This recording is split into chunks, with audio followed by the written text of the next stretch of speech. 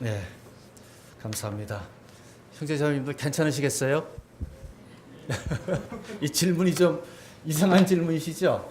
네, 제가 괜찮냐고 말씀을 드린 거는 한 시간 끝나고 곧 이어서 하는 것을 받을 만한 체력이 되시냐 뭐 그런 문제가 아니라 한 시간 들어보시니까 우리 저 송영재님이나 어영재님이나 등등 성경 학자들이 계시고 또 그 외에 유수한 형제들이 말씀을 전하실 때 정말 깊이 있고 그야말로 성경 관주로서 신구약을 넘나들면서 이렇게 말씀을 증거되는 것을 들으시다가 이거 뭐 그냥 밋밋한 이런 내용 들으니까 뭐 내실 수 있는가 그거의 염려에 대해서 제가 말씀을 드리는 거예요. 이 간단한 질문을 어렵게 해서 죄송합니다. 예, 두 번째 주제는 소개해드린 대로 영문 밖으로 나가자, 성문 밖으로 나가자. 뭐 이미 오랜 말씀 강해를 통해서 또 무슨 말을 할 것인지 벌써 다 드러나기는 하지만 그러나 하나님의 말씀의 오묘함이란 똑같은 요한복음 3장 16절이라 할지라도 언제든지 주님 앞에 겸손하기만 하면 구원받을 때부터 80, 90이 되도록 전혀 새로운 영적인 영광의 세계가 열리고 축복의 세계가 열리는 것을 경험한다고 한다면 하나님의 말씀을 신구약을 100번 통독했다고 하여 그것이 하나님께서 작정하신 모든 영광과 축복을 다 누릴 수 있을 만큼 되었다는 것보다는 오히려 그것과 상관없이 우리 하나님 앞에 겸손한 영혼들을 향해서는 무궁무진하게 펼쳐내실 수 있는 것이 하나님의 말씀이 아닌가 생각이 들고요. 오늘 히브리서 이 12장에 13장에 있는 말씀도 그런 맥락에서 또 다른 관점에서 살펴본다면 또 하나님께서 예기치 못하게 또 은혜를 베푸실 줄을 믿습니다. 먼저 히브리서 13장을 펴시겠습니다.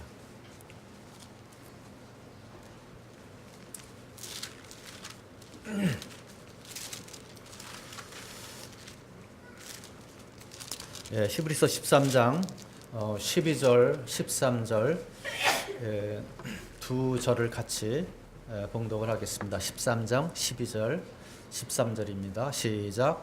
그러므로 예수도 자기 피로써 백성을 거룩하게 하려고 성문 밖에서 고난을 받으셨느니라. 그런즉 우리도 그의 치욕을 짊어지고 영문 밖으로 그에게 나가자. 네. 강해 설교를 할 때 이렇게 한두 구절을 탁 발췌해서 교제하는 것은 좀 폐해가 될 수가 있습니다. 왜냐하면 영적 교훈의 연장성상에서 뭐 14절, 15절 계속 이어져 가기 때문에 그렇긴 합니다. 그런데 제가 초점을 맞춘 것은 영문 안의 삶과 영문 밖의 삶이 대조를 이루고 있고 영문 안의 삶은 예수 그리스도의 부재, 십자가의 부재, 없음, 오히려 현실적으로 지금 예수 그리스도께서 계신 곳이 어디냐 이 점을 고려할 때 이 성경에서 우선 영문 밖을 염두에 두고 있고 그곳에서 고난 받으셨음을 말씀을 하고 있습니다. 이 두 상황은 대조적으로 우리들에게 다가오고 있습니다.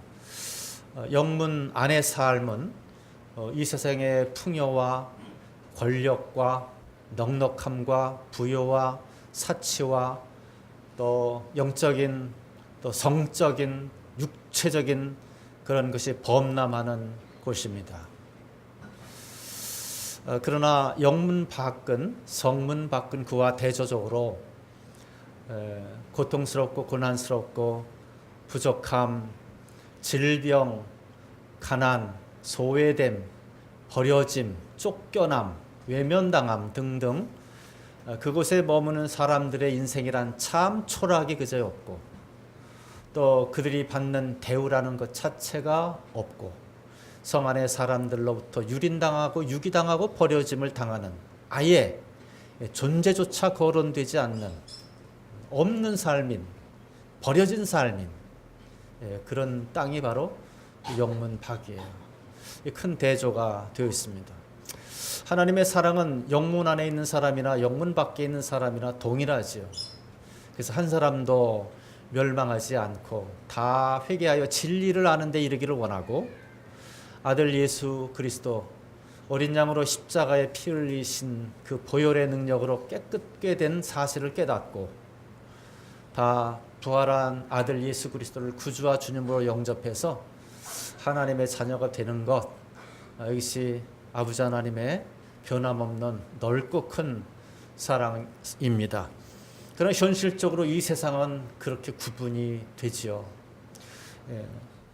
지금 이 두 대조 속에서 저는 구원받은 성도들이 지향해야 할 방향성, 그것을 말하고 싶은 것이고, 단지 방향을 알았다고 만족할 것이 아니라 그리고 그 현장으로 내 삶을 던져서 주께서 바라시는, 주님이 원하시는 그것, 그 일, 그 사명을 위해서 우리의 삶을 촛불처럼 불태워야 한다고 하는 사실인 것이죠. 이것을 두고 우리가 주저할 수가 없습니다. 인생은 신속히 지나가죠. 기다려주지 않죠. 짧죠. 언 세월에 일장춘몽이 되는 것이 인생 아닙니까? 인생이 왜 이렇게 고단한지 모르겠어요. 왜 슬픔과 저주가 가득한지, 웃을 날은 많지 않고 고민하고 슬퍼할 날이 참 많아요. 정말 쉬고 싶은데 안식할 때가 많지 않습니다. 언제 이 영혼이 안식할 수 있을까? 하나님의 영원한 나라에 이르러서야 비로소 영원한 안식이 전개되겠죠. 제가 이 말씀을 생각을 하면서 두 가지 작품이 생각이 났습니다. 하나는 게오르기의 25시라고 하는 책 아시죠? 원래 24시밖에 없는데 플러스 1을 해서 25시가 됐어요. 하루 24시 아닙니까? 24시간. 25시잖아요. 그것이 나타내는 상징성은 25시. 그건 인간의 시간이 아니라는 것이죠. 인간의 영역이 아니라는 거죠. 그 가련한 한 유대인이 전쟁의 거대한 소용돌이에 휩싸이면서 가족도 잃고 청춘도 잃어버리고 파란많은 생애를 살다가 마침내 돌아와서 가족과 재회하게 되는, 일상의 소소한 행복을 꿈꿨지만 세상의 역사는, 전쟁의 역사는 그것을 허락하지 않죠. 송두리째 뺏어가지요. 행복도 안식도 찾을 수 없는 인간의 시간, 현실입니다. 하나님의 시간 속에서만 가능하다는 은유적 메시지가 있죠. 제가 작가의 이름은 기억나지 않지만 옛 구소련 시대에도 그 유사한 작품이 하나 있었습니다. 책 이름이 제8요일. 올해 일주일은 7일밖에 없잖아요. 월, 화, 수, 목, 금, 토, 일. 근데 8요일이에요. 8요일. 그것도 역시 25시와 비슷하죠. 이 젊은 남녀가 참 정말 척박하게 살아가요. 데이트할 시간도 없어요. 공산 그 정권 하에서 자유롭게 만날 수도 없고 대화할 수도 없고 안식할 수도 없고, 그들의 시간이 없는 거예요. 그들의 시간이, 그들의 날이 없어요. 제8요일 역시 인간에게 없는, 아마 하나님 영역의 그 날을 꿈꾸는 것이 아니겠어요? 우리 성도들에게 있어서 참된 안식 무엇일까요? 이 세상에서 확인될 수 있나요? 얻을 수 있나요? 세상 것으로 만족이 채워지던가요? 그럴 수 없죠. 그럴 수 없어요. 오직 예수 그리스도만이 우리의 만족입니다. 때때로 힘겨운 인생살이를 사는 동안에 그냥 이대로 삶이 끝나면 좋겠다고 할 때에도 조용히 찾아오셔서 그 피 묻은 손으로 내 영혼을 어루만져 줄 때, 그리고 여전히 인내해야 할 이유와 좀 더 참아야 할 이유를 깨닫게 해주시면서 그 고난받으신 예수님, 그 주님을 뵙게 될 때 살아내야 하는 용기와 인내, 그리고 앞날에 대한 소망을 갖게 되는 것이죠. 우리 크리스찬들의 참된 안식은 주님밖에 없습니다. 그리고 구원받은 성도들이 모여서 성령의 인도함을 받아서 예배를 드리고 순수한 성도의 교제를 나누게 될 때 세상에서 받지 못한 위로와 또 격려를 받게 되는 거죠. 내일 셋째 시간에 말씀드릴 교회에 대한 얘기지만 이 교회, 하나님의 모든 관심사가 여기에 있어요. 이 땅 위에 비밀로 남아있는 이 교회, 서대문 교회, 서대문 모임. 중국이나 미국이나 저 프랑스에나 알려지지 않아도 괜찮아요. 그렇지만 구원받은 성도들이 모여서 다시 오실 주님을 소망하는 가운데 집회 때마다 모여서 주님의 말씀으로 교제하고 주님의 이름 높이고 성도의 사랑 교제를 나누는 이 교회, 천지는 없어져도 이 영광스러움은, 이 축복됨은 영원할 것이거든요. 이 교회가 얼마나 복된지. 그런데 우리의 때는 아직 이 땅 위에 지속되어야 하고 또 우리의 삶은 선택적으로 우리 앞에 드러나 있습니다. 우리는 의지를 가지고 믿음을 가지고 방향을 정하고 그리로 나가야 되는 거죠. 히브리서 저자는 사도 바울로 알려져 있습니다. 그가 쓴 기록을 보면 우리가 함께 읽은 내용 그대로입니다. 예수께서 그 거룩하신 분이 피 흘리심으로 우리의 죄를 용서하시고 거듭나게 하셨어요. 성문 밖은 그래서 고난의 장소이십니다. 죽음과 부활의 장소입니다. 그런데 사도는 이렇게 말하고 있죠. 그런즉 우리도 그의 치욕을, 그의 부끄러움, 그 수치를 짊어지고 영문 밖 그에게로 나가자, 이렇게 되어 있습니다. 예수님이죠. 그는 시공을 초월해 있습니다. 고난받으시고 피 흘려 죽으시고 장사되셨고 부활하셨고 승천하셨으며 약속대로 다시 오실 그분입니다. 사도는 말합니다. 그분이 영문 밖에 계신다. 이걸 어떻게 받아들여야 할까요? 그에게 나가자.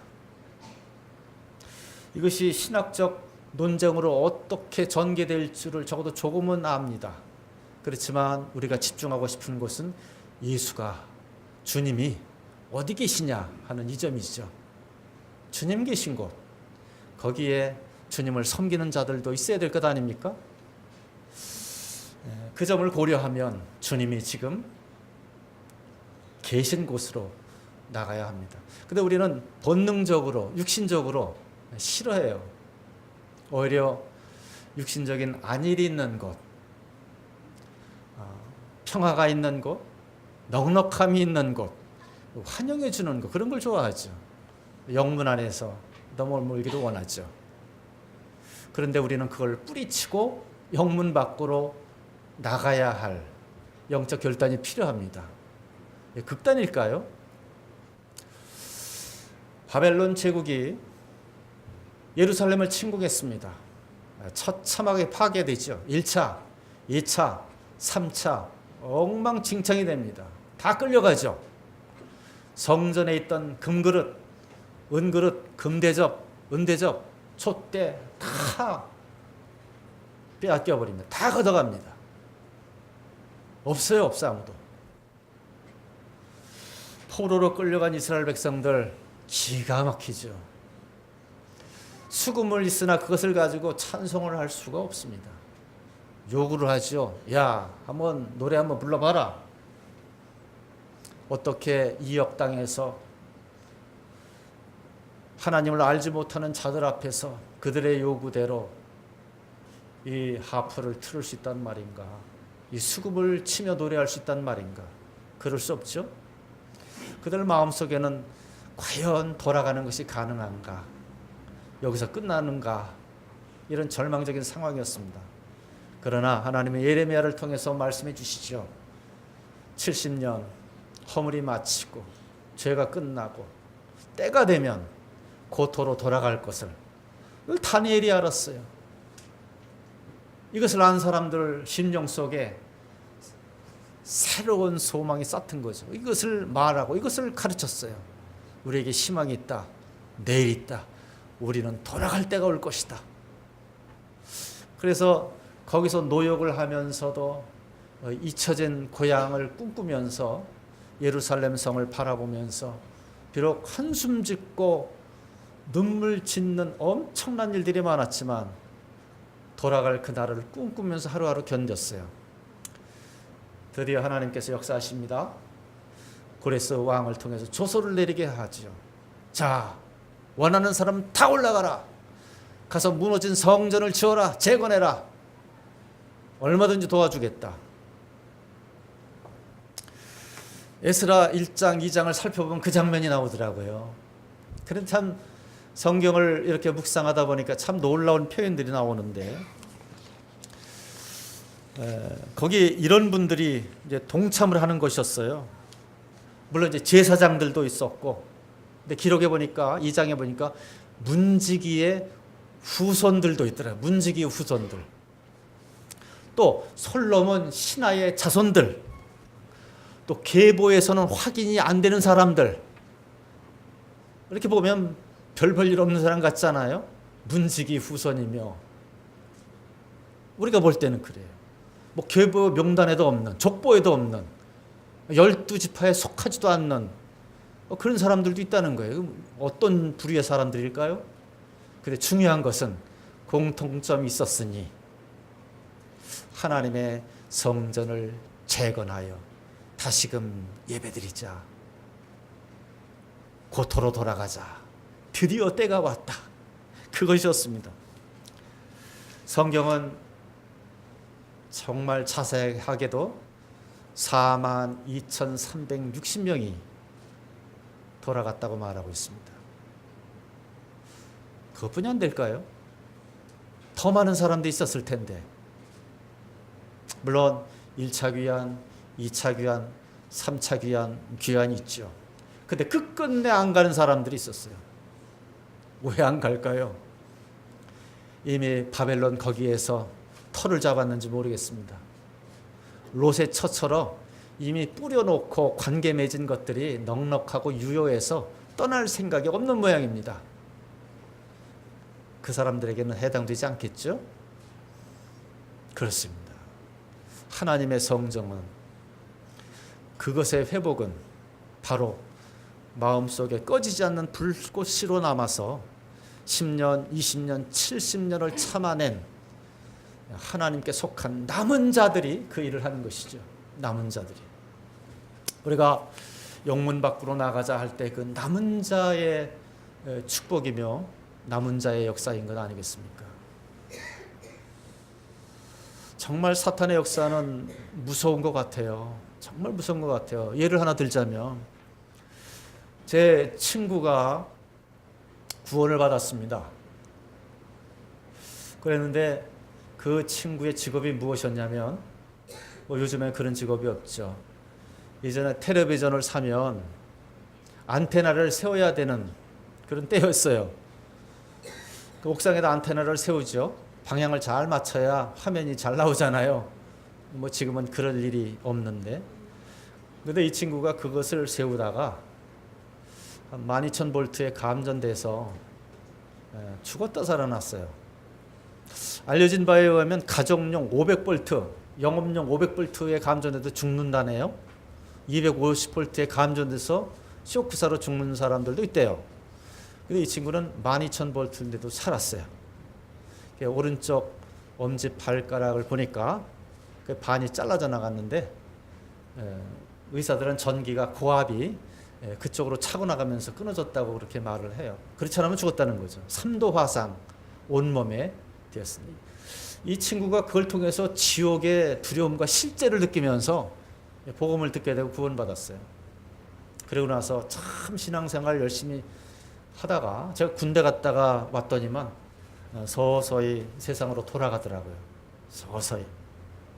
그래서 고향이 무의도인데 거기서 만나면 야 친구야 이제 빨리 교회 나와야지. 나가야지. 처음에는 그랬어요. 1년 2년 지나면서 그런 마음도 없어요. 나중에는 완전히 전보다 더 타락한 삶을 살아요. 무서움이 느껴집니다. 구원받았다고 신앙 고백 한 것이 다가 아니죠. 종말을 주의해야 봐야 되겠죠. 끝끝내 신앙의 순결을 지켜내느냐 이게 참 중요하겠죠. 지금 장담해봐야 믿지 못할 말입니다. 끝끝내 주님 오실 때까지. 드디어 날이 돼서 예루살렘으로 돌아갈 기회가 생겼을 때에 누가 돌아갔습니까? 마음속에 여호와 하나님을 향한 그 성전을 향해서 꿈꾸던 남은 자들만 돌아갔습니다. 불꽃이 꺼지지 않던. 우리가 그리스도께 속한 자들이라고 한다면 하나님의 말씀을 따라야 되는 것이죠. 우리는 요한복음 10장에서 주님께서 하신 말씀을 볼 수가 있습니다. 15절에 보면 아버지께서 나를 아시고 내가 아버지를 아는 것 같으니 나는 양들을 위해서 목숨을 버리노라. 이렇게 15절에 되어 있어요. 그리고 27절에는 내 양은 요한복음 10장 27절에 내 양은 내 음성을 들으며 나는 그들을 알며 그들은 나를 따르느니라. 이렇게 말하고 있습니다. 정말 예수님께 속한 자는 예수의 양으로서 주님도 그를 아시고 그도 주님을 알고 그의 음성을 듣고 알고 따르죠. 주님 가시는 곳 어디든지 따르죠. 이것이 성경이 우리들에게 하시는 말씀입니다. 주님이 계신 곳에 우리도 가야 마땅한 거죠. 성경은 뭐라 그랬습니까? 영문 밖으로 나아가자. 이걸 어떻게 해석하시고 어떻게 받아들이셨습니까? 우리들의 영문 밖은 어디입니까? 나 개인의 영문 안, 영문 밖은 어떻게 구분되어야 될까요? 우리에게도 그것이 있나요? 개인적으로 적용 가능한 것인가요? 그렇지 않다면 왜 기록해 놓았을까요? 여호수아는 무엇라고 말했습니까?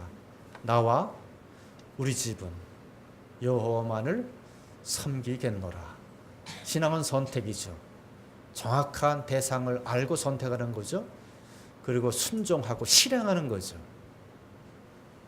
우리 주님께서도 많이 아는 것, 깊이 아는 것, 다양하게 아는 것,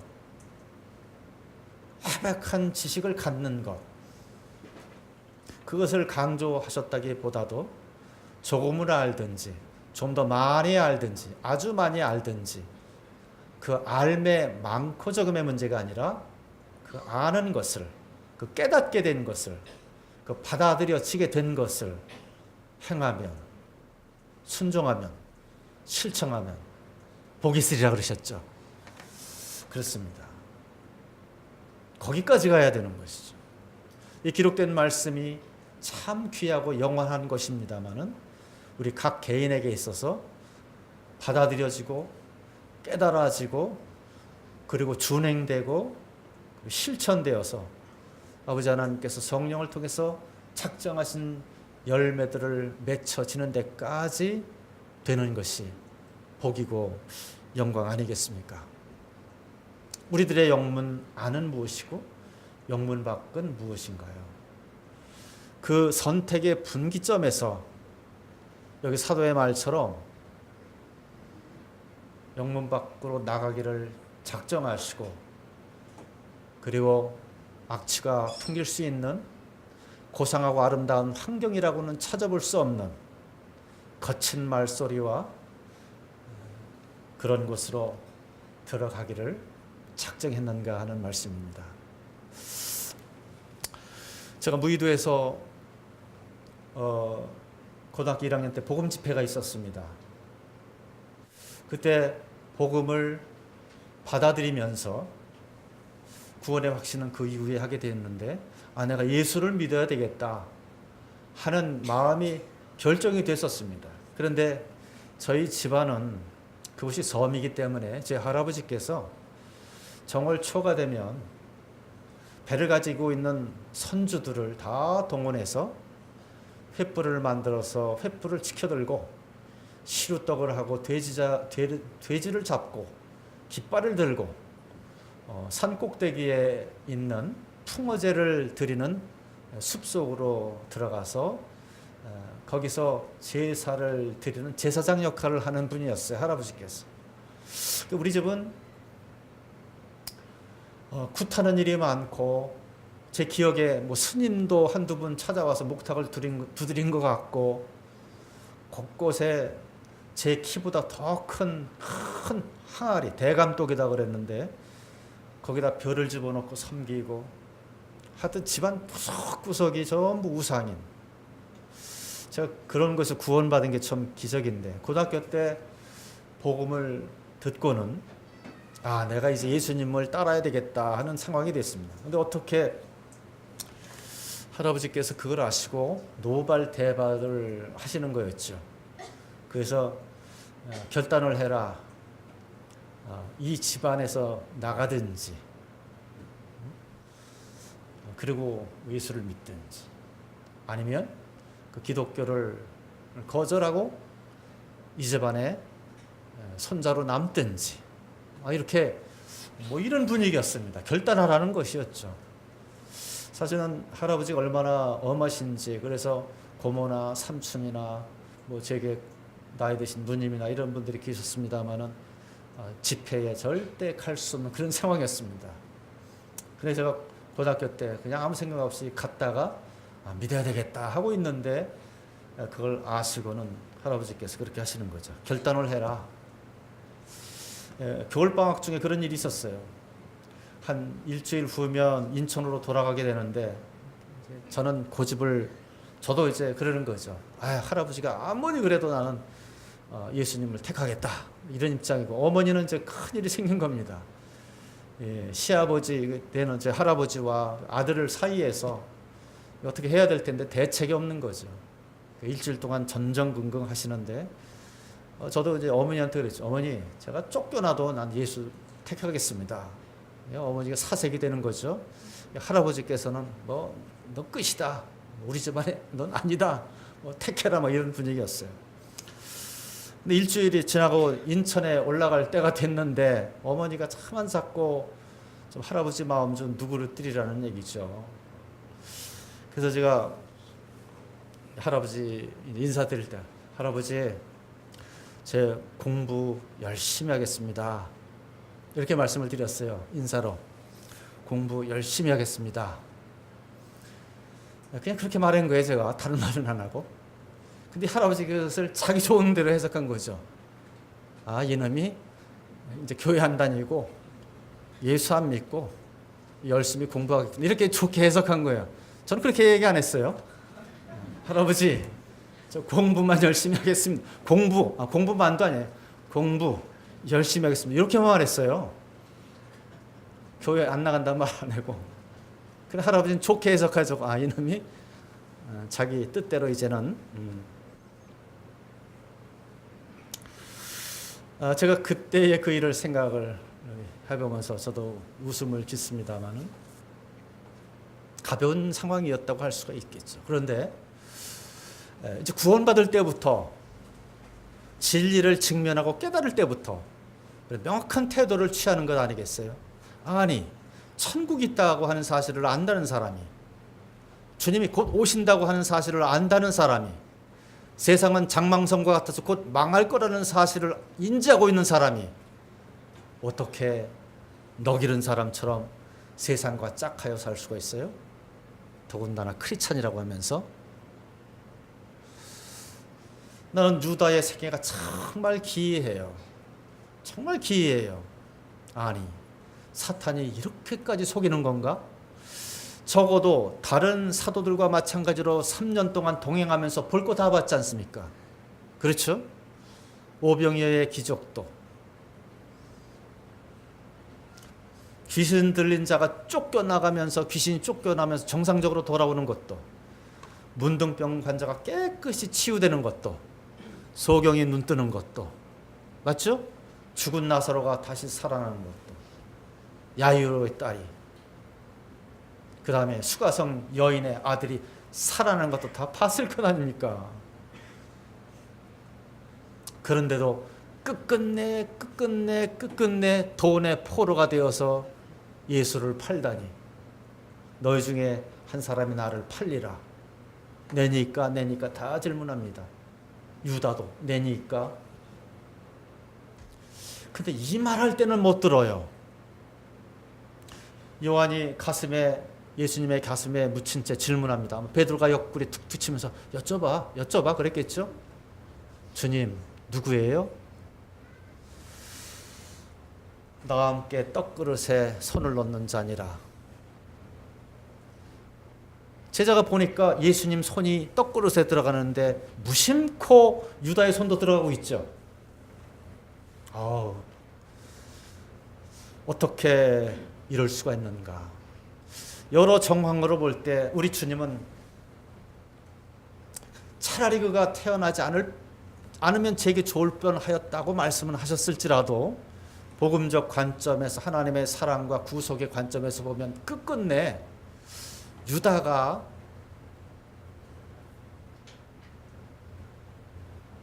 돌이키기를 원하셨을 것입니다. 곤란이 뭡니까? 그는 그 길로만 가야 되는 겁니까? 마침내 그 길로 갔어요. 그 길로 가지 않으면 예수님의 구속의 일은 어그러지는 겁니까? 하나님의 언어는 또 다른 방식으로 구속이 성취되죠. 염려 마십시오. 십자가의 강도가 구원받잖아요. 그런데 유다는 그것을 다 목도하고도 끝끝내 믿을 생각이 없었을까? 참 기가 막혀요. 이게 영적인 현실입니다. 이거 영적인 딜레마일 수가 있어요. 우리는 태도를 그래서 분명하게 해야 됩니다. 영문 안의 삶은 우리를 위한 삶이 결코 아닙니다. 이 말을 오해하지 마십시오. 서울도성에 사는 것이 영문 안의 삶입니까? 이렇게 생각하면 오해하고 있는 거죠, 지금. 영문 안에 구분을 못 하시는 거 아니에요? 여기서 말하는 영문 안, 영문 밖은 물리적인 공간일 수도 있지만, 우리 구원받은 사람들이 핵심은 이것입니다. 핵심은 요한복음 12장 26절을 같이 보겠습니다. 요한복음 12장 26절입니다.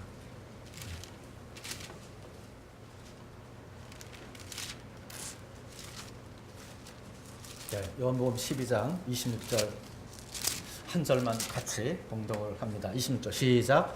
사람이 나를 섬기려면 나를 따르라. 나 있는 곳에 나를 섬기는 자도 거기 있으리니 사람이 나를 섬기면 나 아버지께서 그를 귀히 여기시리라. 우리가 구원받아서 예수님을 구주와 주님으로 믿는 자로 간증을 했습니다. 그리고 성도들이 서로 그 간증을 하고 영접을 해서 교회 지체가 되었습니다. 이것은 전부가 아니죠. 앞서 말씀드린 대로 치열한 영적 싸움이 늘 요구됩니다. 그리고 선택은 늘 우리들의 몫이고, 그리고 헌신은 곧 뒤따라야 할 우리들의 몫이요 태도이죠. 우리 각자에게 주님이 계신 곳을 성령께서 보여주실 것입니다. 각자가 다를 수가 있어요. 주님 계신 곳에 우리는 가야 됩니다. 주님을 섬기는 그곳이죠. 분명한 것은 이 땅 위의 우리의 삶의 목적이 이 세상 부귀 아니라는 것이죠. 이 세상의 대접이 아니라는 거죠. 이 세상이 공급해주는 풍요함과 넉넉함이 아니라는 거죠. 우리는 그야말로 좁은 길을, 십자가를 지고 주님을 따라가는 자들입니다. 주님 곳에 함께 있는 자들인 것이죠. 우리는 하나님의 뜻을 잘 알고 있습니다. 요한복음 6장 40절에는 하나님의 뜻은 무엇입니까? 아들을 보고 믿는 자마다 영생을 얻는 이것이죠. 하나님의 자녀가 되는 것. 두 번째, 로마서 8장 29절에 보면 하나님의 뜻은 이렇게 전개가 돼요. 그 아들의 형상을 본받게 하기 위하여 미리 정하신 자, 예수님이죠. 그로 많은 형제 중에서 맏아들이 되게 하려 하십니다. 여기서 중요한 것은 우리 믿는 자들로 하여금 그의 형상을 본받게 하는 거죠. 우리 주님을 닮아가는 것 말이죠. 이것이 우리를 향하신 주님의 뜻이에요. 또 하나, 요한복음 17장 10절에 보면 예수께서 요한복음 17장은 기도의 장이잖아요. 거기 이런 장면이 나와요. 아버지여, 내가 제자들 저들을 통해서 영화롭게 되었나이다 라고 하는 기도 내용 중에 하나가 나옵니다.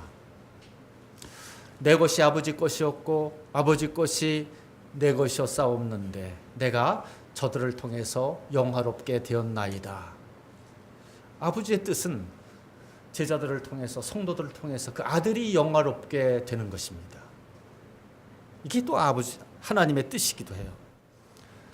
네 번째로 말씀드리고 싶은 것은 사도가 요한 1서 1장 3절에서 우리의 사귐은 이것이니 아버지와 아들, 우리 사귐이 그거라는 거죠. 아버지와 아들, 예수 그리스도와 더불어 누리는 교제라고요. 영원한 코이노니아. 저는 이 점이 놀랍습니다. 도대체 우리 인생이 무엇입니까? 일개 피조물인 인생, 진토로 왔다가 진토로 돌아갈 한 줌의 재와 같은 존재 아닙니까? 아침 안개 같은 존재 아닌가요? 그렇습니다. 그런데 이런 인생들을 구속함의 은혜를 입게 하시고 아들을 영접해서 구원받아 하나님의 자녀가 되게 하시고 예수 그리스도의 형상을 본받게 하시고 그리고 영원부터 영원까지 한 번도 중단된 적이 없는 성부, 성자, 성령의 그 거룩한 영광스러운 생명과 사랑의 교제 관계 속으로 구속함을 입은 우리들을 이끌어 들이셔서 신적인 존재와 같이 그 영원 무궁토록 코이노니아를 누리도록 이끌어내신 그 축복, 그 영광, 도대체 우리가 무엇이기에? 이것이 하나님의 뜻이잖아요. 그리스도 안에서. 이게 우리들이죠. 그런데 그날이 구체적으로 실현되기 전까지, 주님 오시기 전까지 우리들은 이 땅 위에서 해야 할 일들이 남아있어요. 그것을 포괄적으로 영만 밖으로 나가자. 대접받을 생각을 하지 마라. 이 세상으로부터 위로받을 생각을 하지 마라. 그것은 다 쓰러지고 안개처럼 없어질 존재들이니. 그래서 우리는 땅의 것이 아니라 하늘의 것을, 어둠의 것이 아니라 빛의 것을, 세상에 속한 것이 아니라 하늘에 속하고 예수 그리스도께 속한 것을, 잠시 있을 것이 아니라 영원히 있을 것을 추구하는 존재들이죠. 그것을 선택하는 자들이죠. 그리고 그것을 위해서 넉넉히 그리스도인에서 그리스도로 만족하며 우리 주님을 바라보고 십자가를 지고 주님 가신 자취를 따라가는 것이 우리들의 몫인 거죠. 영문 밖에서 주님이 계십니다. 우리 형제님들 자매님들, 이 개인적으로 여쭈어야 될 질문이죠. 저도 마치 다윗처럼 여호와 하나님, 내가 올라가리까 말리까, 치러 가리까 말리까. 귀찮게 다윗은 질문하고 여쭙기 위해서 아버지께로 가셨어요. 제가 구원 막 받았을 때 어떤 자매님이, 형제님 이제는요 감기만 걸려도 예수님께 말씀드리고 여쭈어야 돼요, 이런 말씀을 하셔서 처음에는 도대체 그게 무슨 말인가 하고 가볍게 여겼어요. 근데 세월이 지나고 주님을 알면 알수록, 신앙생활이 뭔지 알면 알수록 그 질문, 그 말의 진가를 알겠더라고요. 그래서 우리도 그와 같은 방식으로 여쭈어야 되는 거죠. 제가 서야 할 자리가 어딘가요? 가야 할 자리가 어딘가요? 주님 어디 계십니까? 무엇 하기를 내게 원하십니까? 주님 자치를 따라가겠습니다. 이 세상에 속한 부귀, 영화, 공명, 대접, 환영은 제가 거절합니다. 세상이 주님을 거절하였으니 나를 거절하는 것도 마땅하지요. 나의 위로와 보상은 이 땅 위에서가 아니라 그날 영광 중에 주님 앞에서이니 그날까지 유보하겠습니다. 사도 바울이 디모데에게 나와 함께 복음을 위해서 고난을 받으라 한 것처럼 주님의 이름을 위해서 고난 받겠습니다. 주님, 제가 어디에 서리까? 어디로 가오리까? 주님 어디 계시나이까? 이런 질문이 필요합니다. 우리가 가야 할 곳은 영문 안이 아니라 영문 밖. 우리 주님의 고난 받으신 곳, 주님이 계신 곳, 그것이죠. 이미 익숙히 앓고 있는 이 영적인 결론 앞에서 더 시간이 길어진다는 것은 낭비일 것이고, 이쯤에서 두 번째 시간을 마치고자 합니다. 제 영적인 상황이 여기까지고 또 밤이 너무 깊어지면 가시는데 곤란하시고 남은 시간 또 교제해야 할 필요가 있기에 주께서 우리를 긍휼히 여겨주시기를 바랍니다. 제가 한번 기도하고 마치겠습니다.